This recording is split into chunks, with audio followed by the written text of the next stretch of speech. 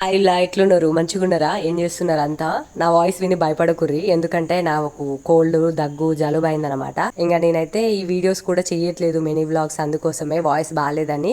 చాలా వీడియోలు ఉన్నాయి కానీ ఎడిట్ చేయలేదు. అయితే ఇంకా ఈ వీడియో వచ్చేసి కూడా 4 days బ్యాక్ ది. మా దేవాంశిని స్కూల్ నుంచి తీసుకురావడానికి వెళ్ళి ఇక తిరిగి మళ్ళీ ఇంటికి వస్తుంటే కూరగాయలు అయితే ఫ్రెష్ గా ఉన్నాయన్నమాట. ఇక మా దేవాంశిని ఎత్తుకొని నడవాలంటే నాకు దమ్ము అయింది. వాడైతే అస్సలే నడవడు కొన్నిసార్లు. ఇక ఎట్లనో ఇంట్లో కూరగాయలు కూడా కావాలి కదా అని చెప్పేసి కూరగాయలు తీసుకుందామని ఇంకా ఆగినాము. మా దేవాంశ్ అయితే నేను వేస్తా బుట్టలో అని వేస్తున్నాడు. ఇక బోడకాకరికాయ రేట్ చెప్తే నాకైతే దిమ్మ తిరిగి మైండ్ బ్లాక్ అయిందనమాట. సర్లే గానీ బ్లాక్ అయింది కానీ రేట్ ఏందో చెప్పు ముందు అంటారేమో మీరు. రేట్ అయితే 80 రూపాయలంట పావు కిలోనే. ఇక నాకు అనిపించింది పావు కిలో చికెన్ అద్దపో మట్ట అయితే వస్తుంది ఈ రేట్ కానీ అనిపించింది. సర్లే అక్క తీసుకుంటా గానీ కొంచెం అయితే తగ్గించి అంటే తగ్గ అన్నది.